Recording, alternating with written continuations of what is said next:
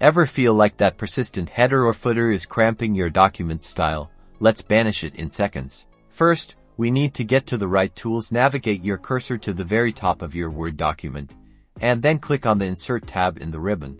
Once you're in the Insert tab, look for the header and footer group. Within this group, you'll see options dedicated to managing those repeating elements. To tackle the header, click on the header option to reveal a drop-down menu. In this menu, you'll find a clear choice: Remove Header. Give that a click. See, instant clarity.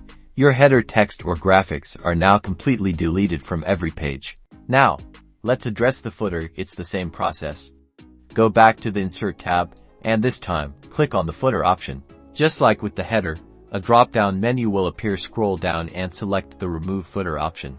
And just like that, your document is looking fresh and clean, free from those repetitive elements. This one simple trick can dramatically improve your document's presentation.